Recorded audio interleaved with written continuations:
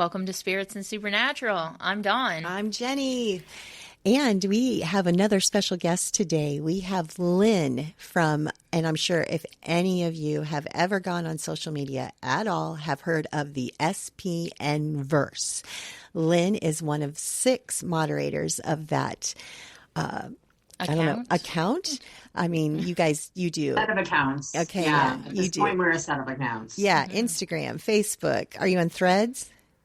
We're on Instagram, Facebook, Threads, Twitter, Blue Sky, and TikTok. All right. Well, thank you, Lynn, for joining us. We appreciate it. Today, we are, like I said, we have a guest, Lynn, and we're going to be talking about one of the fan favorites, Garth Fitzgerald. The fourth. Sure, the fourth. Absolutely. So thanks for joining us, Lynn. Lynn comes from Florida. We have her in via, IG? Yeah. Whatever. Direct. We'll put a picture of her up, but thanks for joining us, Lynn. And we're just going to talk about Garth. Oh, but we do need to mention our cocktail. Cocktail was the easiest. I told my husband before I left, I was like, this is the least amount of alcohol I've ever taken to Jenny's house. Yeah. I brought exactly 1 beer. Yep. And Jenny has a malt beverage. A malt beverage because Jenny doesn't like beer. So we have 1 beer to represent Garth because that's all it takes for Mr. Garth. And I have a malted coffee beverage. Oh, all right. Sounds delicious. So we're going to go ahead and open up our... Yours is even a twist top. It's a twist top because I'm pure class. 20, all right. Here. I am not going to guzzle it, though, the way Garth did. Just no shove way. it down immediately. No. Oh, my gosh. I would have such a sore stomach. Oh, yeah. As Garth would say, of course I'm drunk. I just guzzled the whole beer. Yep, exactly. And then he starts giggling, and it's so cute. So, Lynn, just give us a little bit of your history. Have you been to any CE conventions or any conventions where you've met the guys? Yeah. I went to 2 conventions in 2016. Okay. Jacksonville, Florida, the first one, and then Arizona. Oh. And then I took a break from conventions, not because I have an issue with conventions, but because I have an issue with overstimulation. And there is a lot of life on the spectrum, man. Yeah. But I learned some tools and tricks and skills, and I was always active in the community on the web, online. And then I went with Jackie, who's one of our other mods. She mostly handles our Twitter and our Threads, and sometimes our Facebook. And Christy, who is the other co-founder of the Verse, met up with us there in Austin last summer. And currently we're planning either to go to Vancouver or Nashville this year. We're going to Nashville. So I hope you go to Nashville and we'll get to meet you in person. We're on the fence. We've all really wanted to go to Vancouver for a long time. Sure, I understand. And whichever one we do, Milana's coming. Christy can't make it, unfortunately. Her life doesn't allow her to go to cons outside of Texas.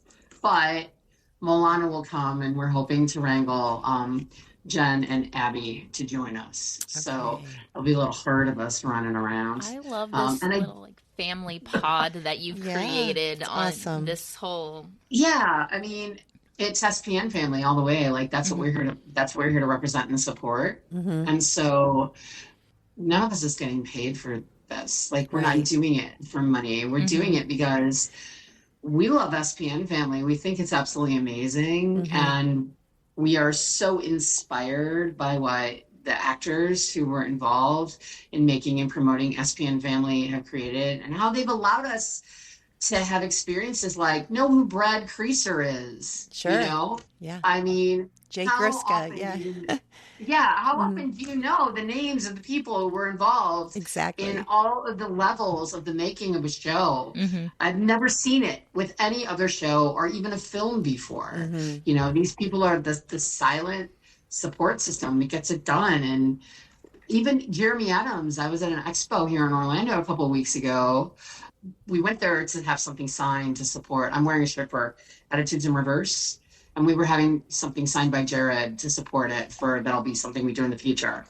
And while I was there, I had a chance to talk to Jen and talk to DJ and talk to Sam Smith and Cliff.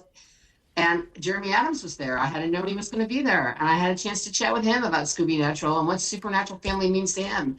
And it's incredible. Like, The guy worked on season 15 as a story editor and wrote 2 episodes, and he's like SPN family for life, man. Yeah. Yes. That's so cool. And it's amazing. It's just incredible. Yeah. So do you have a favorite character overall on the show? That's a tough call. If you would have asked me in years past, I would have said, without question, Dean Winchester. He's one of my favorite characters of all time. However, I think that I reached that opinion with a certain level of bias because I had been a fan of Jensen since Dark Angel. Oh, okay. And what he did with Alec McDowell on Dark Angel was just amazing to me. I think he's an incredibly talented person. I mean, he's also not painful to look at, but it's not just about the fact that he's attractive. He transcends that with how much he puts into building a character. That said, as time has gone on, I mean, the love that I have for Garth and Crowley and Charlie and even Mary, although it's not a popular opinion to hold. Sure. She was human. She was fallible. She was trying. I mean, there's so many characters on the show. Billy, that I've grown to really, really love because they crafted such an incredible world and this incredible story that is so complex. How do you pick a favorite amongst all of that talent? You know? Sure. We saw Dean and Sam more than anybody else. Yeah. Oh, and I left out Bobby. How could I leave out Bobby? Yeah. I understand. So as we are going to be talking about Garth today, you mentioned him, so he's one of your favorites. Yes. So I'm glad that you're joining us for Garth Day. It's a national Garth Day. Is it? Yeah, Happy Garth Day. Yeah. We've just decided. Can we end this chat with You've Been Garth? Absolutely. Yeah. Yeah. I feel like that's the only way to end it. Yeah. That's great. 100%. So, Lynn, did you start watching Supernatural from the very beginning, 2005? Kind of. I gotta be honest. In 2005, there was a lot going on in my life. And I had seen billboards on a bus for it and was like, oh, Jensen's got a new show.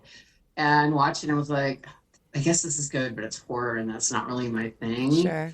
And Jensen's never on a show for more than a season or two, so I'll just wait until the next thing he does. And didn't look again. And then in, I want to say 2009, someone said something about run like the Winchesters are at the other end on a T-shirt. And I was like, who are the Winchesters?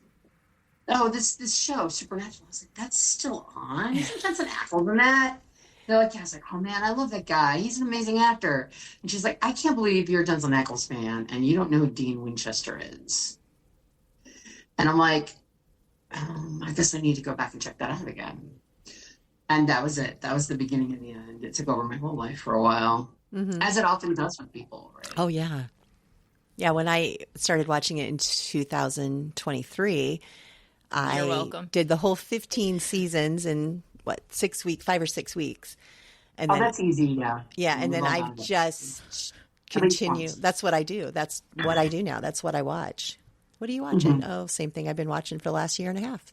Yeah, you're welcome. Almost 2 years. Thank you, Dawn. I've said that a few times. She made me. I was a freshman in college when it started and watched like here and there a lot, but I didn't actually sit down and watch the whole thing through until, what did I say before we figured out? It was about like 10 or 11 years ago that I actually sat down and like watched it and was like, oh, what have I been missing? Yeah. Because it was just kind of a thing here and there. And I had a friend who was like, you should watch more of this show. And that's really, yeah.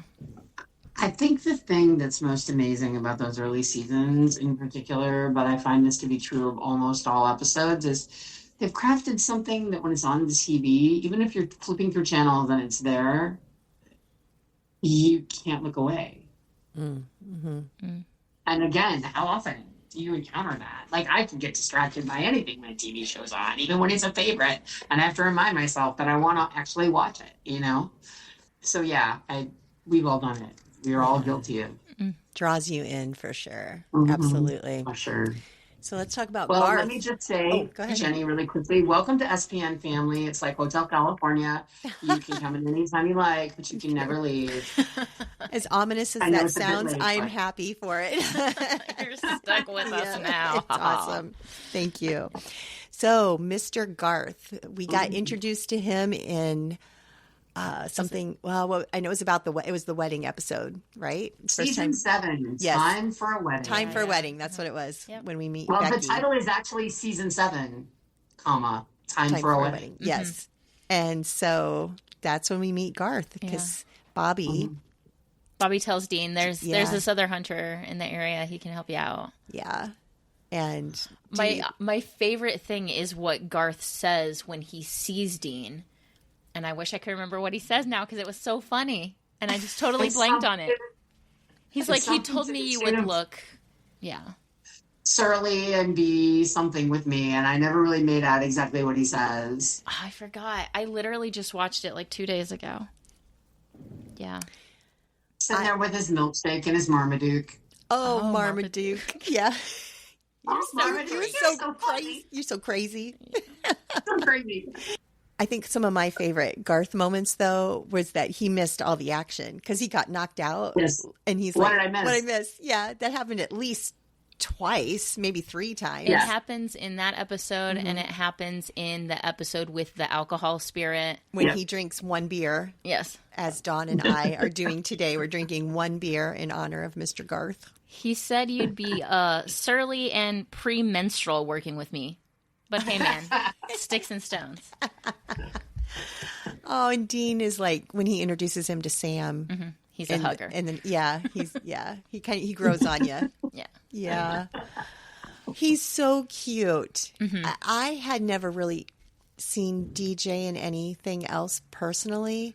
Maybe that he was in a zombie TV show. Yeah, he was in Zombie Nation. Zombie Nation, that's what it was. I may have seen him in that because I'd seen a few of those off and on. But I never saw, was it Road Trip? Yeah, I'd never that's seen the first that. thing I remember seeing him in. Yeah.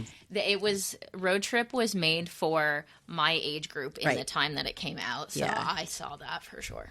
And my daughter said, you wouldn't like it, Mom. No. So I haven't watched it. It's so raunchy. It's so bad. Yeah. Ugh. I'm not proud that I watched it for that reason. Yeah, it's so bad.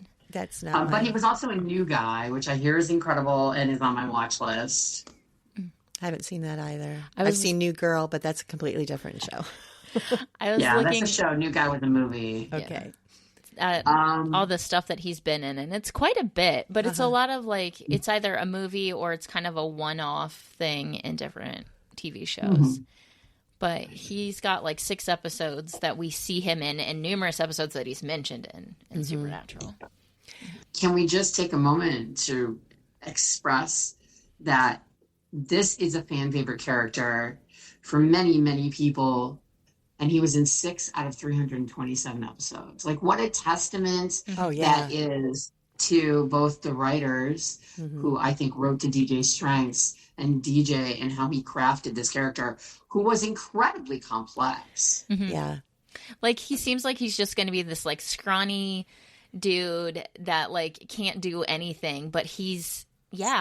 He's so complex. He steps up when we lose Bobby for so many people. Yeah. And that episode, and Dean is like upset. He's like, you're not Bobby. You can't be Bobby. But when he sees the value that Garth has. Well, and not only that, but he has the cojones to confront Dean and be like, listen, Bobby did not just belong to you. Exactly. He was everyone's. We all lost Bobby.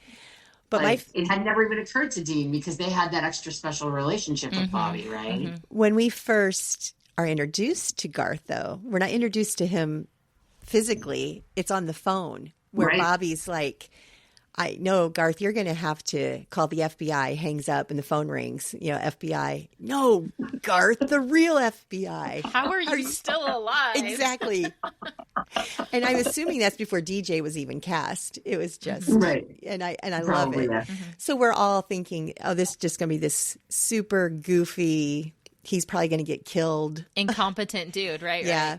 Right. And that's even like the impression you get when you first see him. It's like, what is this scrawny little dude going to be able to do? Right.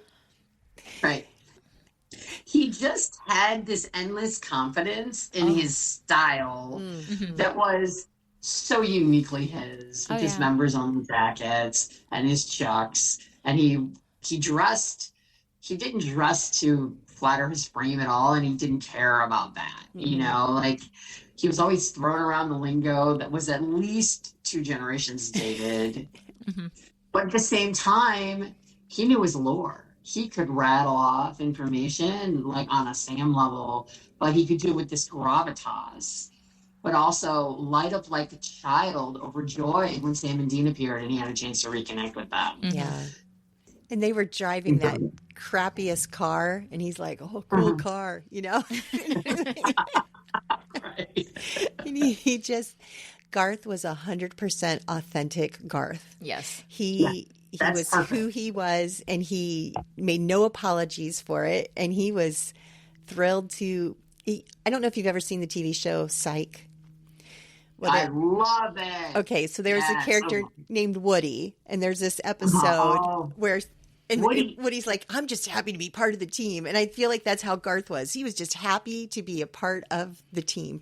He was a hunter. But I also think he never the confidence that you mentioned, like he never thinks he can't do it. No. Like he's not as big and strong as the boys. But not once is he like, well, I'm not built like that, so obviously I can't be a hunter. He never doubts himself in that. I did have a conversation in preparation for this last night with our mod, Jackie, who is our research nerd. And she wears the label. We're all nerds on some level. We all own it, right? And Jackie pointed out that what was amazing about Garth was that up to the point where we met Garth, every hunter we had ever seen was either a woman who had a job and was tough as nails, like Ellen. Yeah. Right? Or a big burly man who was just like, I'm gonna go kill some stuff. Yeah. Right? We never encountered somebody who didn't look like they would have a lot of physical stature. Sure. And embraced the nerd edict. And Jackie's line, and I thought this was fantastic, so I wrote it down, was Garth gave hope to the poor nerdy people to be like, hey man, you can be a badass too. Sure. That's perfect. He was. I kind of get that vibe from DJ as well. DJ, we went to the convention in Columbus in June 2024, just last year. Wow. Yep. And I got to stand there and talk with DJ for a good while. And he is just so personable. And I feel like the whole feeling that you got from him was like, he loved talking to the fans. Yeah. Like he's going to sit there and he's going to talk to you. And he has no qualms about like sharing about his life. Like I found it very relatable growing up poor and kind of feeling like an outcast, and like just learning to embrace yourself for who you are was just so cool. I actually almost cried while I was talking to him. And I was like, oh my gosh, I'm going to cry. And DJ was like, don't cry. It was so great. It was so cool to talk to him. And it was so important to him to give all the fans a great experience. It was like, that was his goal. That's why he does the karaoke. It's free. Anybody in the community can go to karaoke. And he embraces that. And he's like, this is a kind of a gift back to the fans for everything you've given us, because he's so appreciative. And he understands, because he didn't grow up with the means that to get to go to this con, to get to see these people that we have a lot of emotional connection to, is not something that everybody gets to do every day. Right. Yeah. And like you said, 6 episodes, right? 6 episodes he was in. 6 episodes, yeah. Yeah. There was a Creation Con here in Orlando in December, and I wasn't planning to attend it because I was in the middle of prepping to move. And Lynn Zabernis was coming, the woman who does Phangasm, which I had been wanting to have a chance to spend some real time with her forever. So I was like, I'll just go over there and hang out with Lynn in the vendor's room for a while. And I ended up staying and helping her work her table all weekend. She did not ask me. I just wanted to be there, And I went over to ask DJ a question. We wanted to know how we could help support his Locked and Loaded podcast. And I hadn't realized that my purse had been sitting on the floor from where I picked it up before I walked away. And someone had dropped an open packet of ketchup, and the ketchup had gotten all over my purse. And when I picked it up, I slung it, and I was covered in it. So as I walked up to DJ to ask him a question, His handler, whose name I cannot remember, and I'm embarrassed. I think he would shame me for that. Just she was a lovely person. Was like, don't move. You're covered in ketchup. And DJ springs into action, right? He's like, what? Where? And he comes around and does a full body to toe, head to toe assessment of me. He's like, we need some paper towels. He does a full scan of the vendors area, which if you've never been to a Creation Con is a large space. It's like a double ballroom. He's like, where's the nearest bathroom? And this all happens in like the course of 20 seconds. And he's off running to find the nearest bathroom to find paper towels. And he comes back and wipes all the ketchup off my body and my purse. Aww. Before he's even had a conversation with me. He just blurred into action. And all I could think was, like, that is a level of, first off, reaction timing. Second off, generosity and kindness. Because there's a lot of people who be like, hey, you're covered in ketchup.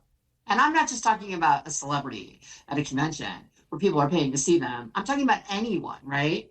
And then on top of it, I mean, just to look out for another person that way. It was, I was stunned by that.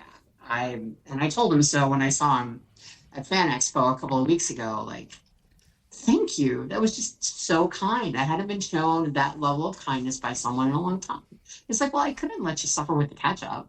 I'm like, wow. So yes, agreed. He cares about us. 100%. That's amazing. It's just like a testament to not letting the celebrity go to your head. Like that was not beneath him to see a person who was in need and be like, I can do something about this. No, it's great. He didn't have to stop and think about it. He just jumped into action. Yeah. I think that DJ's like that about a lot of things. Now that I've had a few conversations with him, it's been rare in my experience because I'm hyperkinetic to encounter very many people who I can't keep up with. But DJ gets going and I'm just like, you're just watching him. You're just watching the show. It's I think the you DJ rattle show. that off so fast. Yeah. Yeah. It's amazing. So did you have a favorite Garth moment in his 6 episodes? When he's introducing them to his babies, and one of them is named Sam, and the other one is named Castiel. I was thinking about that because he never actually met Cass. No, it was ridiculous. But I think that he understood from the way the boys talked about Cass that this was somebody who was very important and that it would be meaningful to them as well. Wow, you went deep. Well, but also, I just thought the writers... I just thought he was trying to razz Dean. Yes, me too. I was like, the writers were just pulling one over on him. It could be that. It could be just the surface level, and I am like looking for the bottom of the iceberg. You're probably right, though, because he was, he was pretty deep. He was a really deep guy, and yeah, he would do that. That seems like something Garth would do. I feel like who DJ found himself growing into is who he portrayed Garth as in a lot of ways, because he kind of makes a joke that he's worked a lot of stuff out because he has a really good yogi. And so he just doesn't hold on to stuff. Like he tells Dean, he's like, you got to let some stuff go. Oh, and they had the coin. They had the coin that you would make you want to take revenge on people. Yeah. And it doesn't work on Garth, right? Because he just lets stuff go. Yeah. Southern comfort, right? Yeah. And so I think that's really especially when he gets bitten and he's like, okay, well, I guess I'm just going to die now because I can't be a monster. And then when he's shown another way with Bess and her family, and he's like, okay, maybe I can do this. And just embraces a new life. It just feels that's I think the most admirable thing about Garth, because as we know with Dean, whenever he sees a monster, he's like, oh, I kill that. And there's no question about it. And when they find out that Garth is a werewolf, Dean's got the mark of Cain, which makes him extra angry and killy more than usual. So to be able to just roll with the punches the way that Garth does, and again, never question himself. It's brilliant. I love it. It's admirable, really. Yeah. Dean's dream sequence when they tap dance is just so cool. And then DJ talks about that. He talked about that in a con. I love that. Yeah. This mofo. Yeah. You know what he did. 15 minutes. He learned the whole routine. Yeah. Right. It's too fun. He told me, no, we're going to have lots of practices. You'll be fine. And we've got a rehearsal space set up. And I get off a set and he got off 15 minutes before me, and I get there, and he knows that whole routine. Yeah. It's just too good. Yeah, well, yeah. It's Jensen. I have watched that video numerous times. It's a favorite. When we went to Columbus, we had mentioned this in a previous podcast, but my daughter and Dawn's best friend, Jen, got to go up and do karaoke with them. And it was DJ's birthday. And he had this like sequenced tuxedo. Oh, yeah. It was glamorous. Over the top. Yeah. And they had a great time. He just, you can tell, he loves the fans. He loves the fandom. I think he probably goes to all of the conventions. Yeah. And then he does, like you said, he does extra ones too, the fan expos and stuff. So what did you think about Garth getting married and having a few pups? And was that just like the sweetest thing ever? Yeah. I mean, he kind of gets what we hope all the hunters can get. Like he kind of gets his normal life in a weird way because they're all werewolves, but still like he kind of, he gets that, but then he's still willing to come back in and help the boys out where he can. And I mean, is he one of the few who actually gets to live at the end? I was just going to say that. One of the few that never died. Well, you know how it is. We're all happy unless the dog dies, and we can't have the dog die. Well, no. I'm sorry. I am sorry, but when people are so accepting of a grandma dying and then they can't handle the dog dying, I'm sorry. That's just ridiculous. I don't disagree. Right. I'm just glad I got to slip a dog pun in there. I was holding out for like, Garth is such an underdog. I love underdogs. Yeah. But I got to slip another came a dog pun in there. That's all I wanted. Well played. I think one of the things I find most amusing, entertaining, delightful about that story arc for Garth is that he ended up going back to Plan B. He became a dentist again. Yeah. Uh-huh. Mm-hmm. Yeah. Like how absolutely perfect. And he helped other monsters came to him, you know. And in that episode where they came to him, where he pulls Dean's tooth, and it is once again Garth who figures out how they've stepped in it. Yeah. Oh, right? Yeah. Who did you guys make mad? Yeah. Who'd you piss off? Yeah. Yeah. It's a continuation of Garth filling in for Bobby, because before Garth did it, Bobby did it. Mm-hmm. Bobby was the one calling them idiots and going, it's a trickster, obviously. Yeah. And Garth's the one like, being idiots. But when he first is doing the Bobby lingo and he's just like, oh, that's balls. Like just really happy. That's not how you use that. It's so funny. Yeah, we liked Garth. I just watched that scene last night. Yeah. He was great. DJ was great. I don't know. As we've been doing this podcast, there's not been anybody that we haven't gotten to Metatron yet. No, we're still early here. Yeah, I don't. We'll be getting to some of those that we do not love. Universally hated characters we've not gotten to yet. Universally hated characters. She had to put that in there because of me. I don't hate Castiel. I was not even thinking about that. Thought you were. Okay. No. Castiel is not my favorite. No. Metatron in Supernatural is the same as Umbridge in Harry Potter. Yeah. It doesn't matter how you feel about anybody else, but everybody hates them. Yeah. And Asmodeus, I think. I don't think anybody liked him either. Do you remember him? Kentucky Fried Demon? Yeah. I loved him. I love that accent. I didn't like him, but I thought that what Jeffrey Vincent Parisi did with him was amazing and undeniable. I have to circle back for a second because I'm trying to remember the names of all the angels, the archangels from the early seasons. I think it was Zachariah that took Dean to the beautiful golden room. He wasn't an archangel, but he was an angel, yeah. Okay, well. And Raphael was an archangel. Okay, but he was also Woody from Psych. Yes, he was. Oh, there's a lot of Psych connections happening. So many. Rob Benedict was in an episode of Psych. Tim Amundsen. Tim was huge, obviously. Amundsen, who, by the way, now there's a favorite for me, and he was barely even on this show. I met him at GalaxyCon. He looks so crazy different as Kane than he does as like anybody else that he plays. Well, in real life, he has the longer hair and stuff. It's cut now, but in real life, he has let his hair grow out before. Yeah. It's a good thing. Yeah. It looks good. Yeah. He's a sweetheart. I met him and Woody. I met Kurt Fuller. He was there, and that was awesome. I think Kurt Fuller may be one of the most underrated actors of our time. Like, everything I've ever seen him in was such a vastly different character that it took me a little while to be like, oh my gosh, it's Kurt Fuller. Yeah. Like, have you seen him in Evil? Holy moly. He plays really good bad characters, but Psych, he's Woody, and he is phenomenally funny. Like, yes. Yeah. But this episode is not about him. No, I forgot that he was in Evil. No, you're not. You're fine. We jump around all over the place. We do. It's ADHD Central over here. Well, I think it's time that we do a quick swig rating on our one beer. I worked so hard to mix this, let me tell you.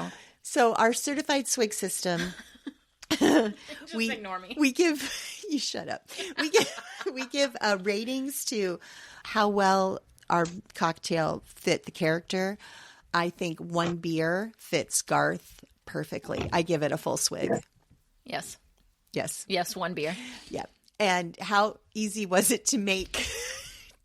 How easy was it for you to open that can? Yeah, sometimes I actually struggle with pop tabs. Yeah, to be honest. Do you have to do 3/4, or were you okay today? I did it today.